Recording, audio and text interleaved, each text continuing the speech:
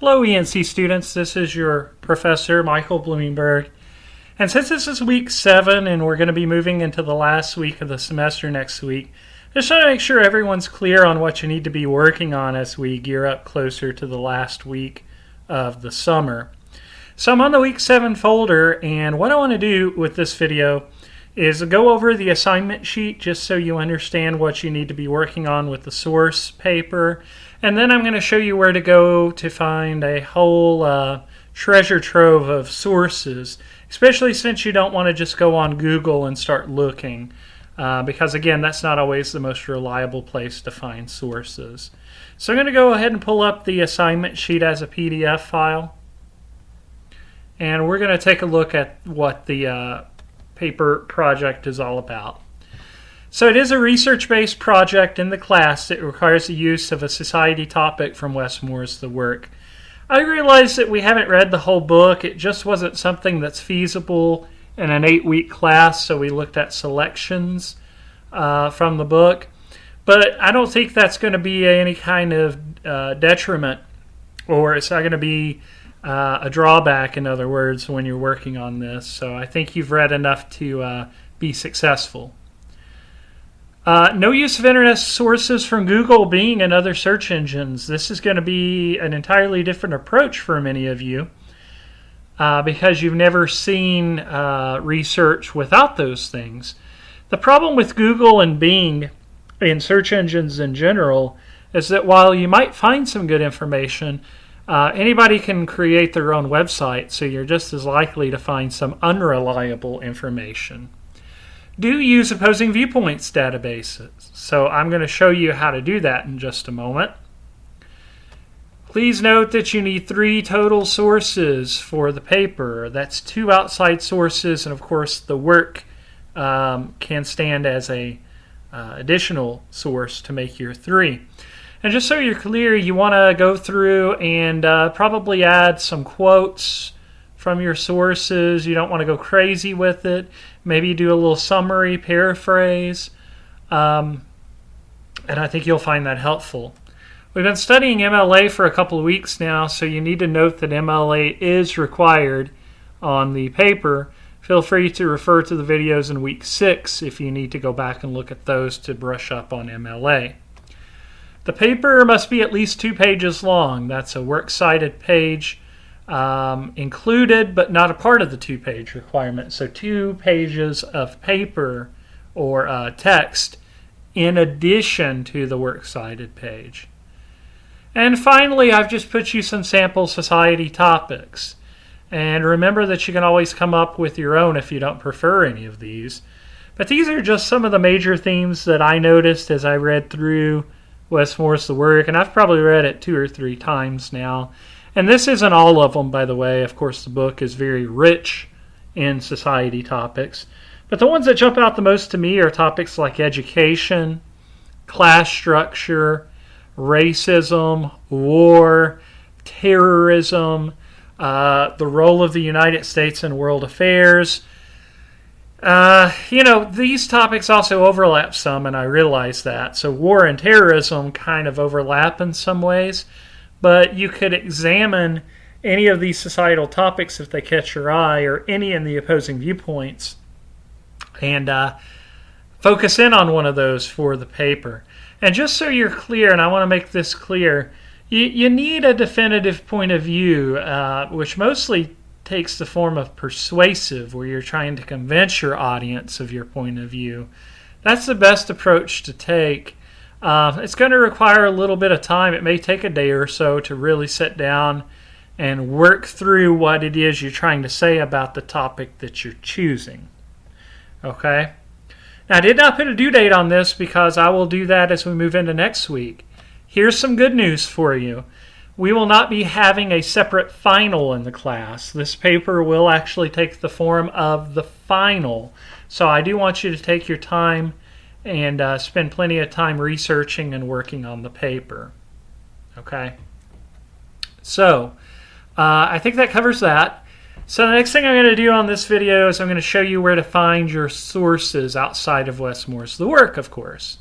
This is where to find the databases and opposing viewpoints in particular. So I moved over to the Somerset homepage, and I'm going to walk you through the breadcrumb trail, so you might want to jot this down as you're reviewing the video, because I'm going to show you how to get there. So from the Somerset homepage, the first thing I'm going to click is Academics. Academics is right under the Somerset Community College logo on the top left-hand side, so I'll click that. And in the box under Academics, there's a little notebook-looking series of links. I'm going to click the one that says Learning Commons. So far, it's Academics Learning Commons. So I'll click that. Then from there, I'm going to click on Databases. It's in the yellow-colored part of the links in the notebook paper. So I'm going to click Databases. And voila, I've made it to the general research databases. Now, a database is just a vast collection of scholarly material, well-researched, credible, that you can use for research. So this is something to keep in mind even as you go into English 101. So I'm going to click on Opposing Viewpoints, and it's probably going to ask me to put in my username and password. If you're working on campus, which I doubt many of you will be, when you click the link of Opposing Viewpoints under General Research, it'll take you right in. But I'm actually making this video at home, and because I'm probably going to have to put in my KCTCS username and password. And sure enough, there it is. So bear with me as I'm going to put that in. And once I put it in, it's going to let me load right into the database.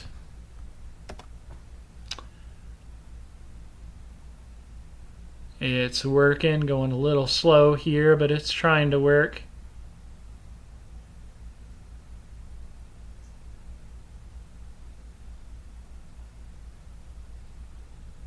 There it goes, just being a little slow.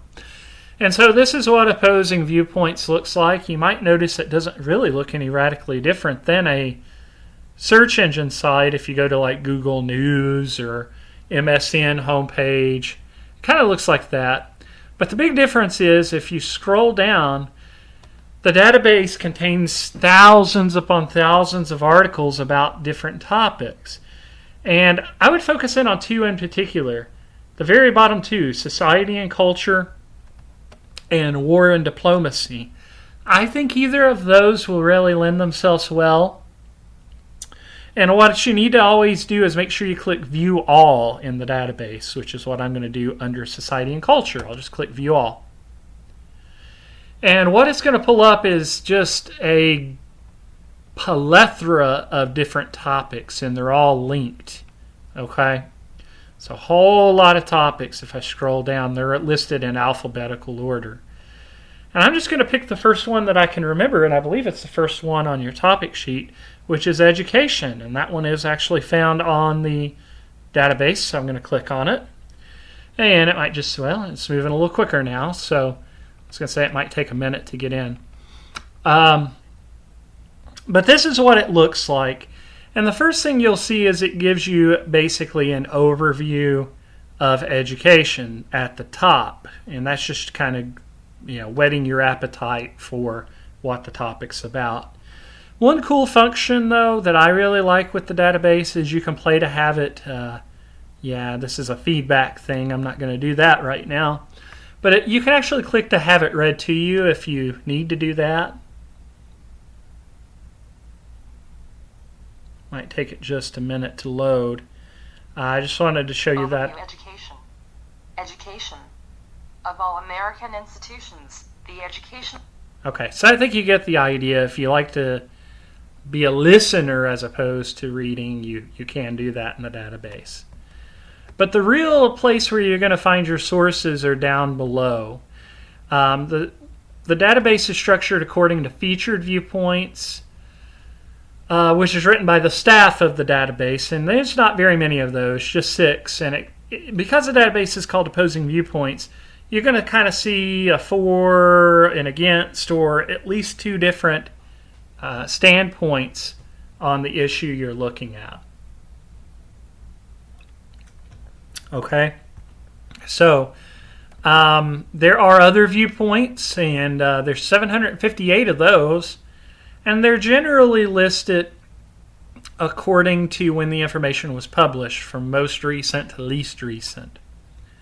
There are academic journals, 3,664 of those, the latest of which is from Education publication, the summer of 2016, so pretty recently. There are primary sources, but unfortunately for this one, the latest one is June 2013, so it may not be the most up to date. There are audios, the latest of which was June of this year. There are news articles, and again, the cool thing about this is you have free access to it. So you'll see the first one under news. By the way, there are 41,000, almost 42,000 of those. So I'll just click the first one, and this is from the Washington Post. Might just take it a second to load. There it goes. And the cool thing is you get the full article, and you can scan through it and see if there's anything there that will help you out in your paper. Now let's just say, for instance, that this article is something that you would be able to use in your paper. Maybe you're taking a quote from it to put in your paper. If I scroll down, I want to show you a neat little thing. When you're setting up your Works Cited page, and again, feel free to review the videos in the Week 6 folder if you need to. And I don't mind to move those over for Week 8 as well.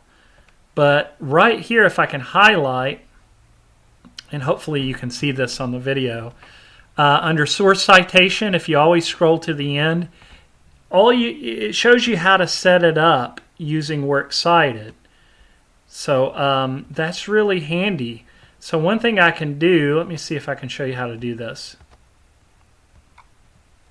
I'm just going to pull up a blank Word document, and I'm just going to set this up as though it was my Works Cited page.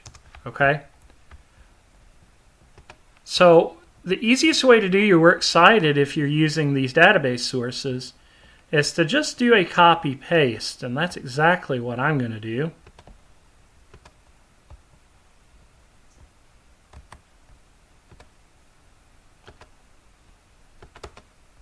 Yeah. My computer's locking up and moving kind of slow, but I think you get the idea. I think it's going to put it in there in just a second. It's just moving slow. There it goes. Okay, so remember that your Works Cited page is set up alphabetically by the author's last name. So if you had a Barry, like, I don't know, a Jim Barry, then remember Barry would come before Robinson alphabetically. But there's one thing that's missing. The second and subsequent line needs to shift over to make it appropriate. So I'm going to do that, and I want to show you how to do it in Word, at least if you're using the latest version of Microsoft Word, which is 2016. So I'm going to highlight, and I am going to go to, let me think for a minute, I think it's paragraph. Yep.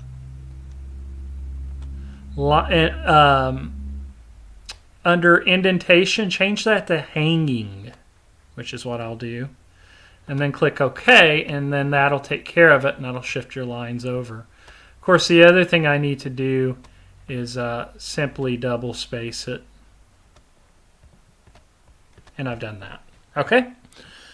So that's easy. That's all you got to do. Now, for Westmore's The Work, you need to look at how to cite a book source.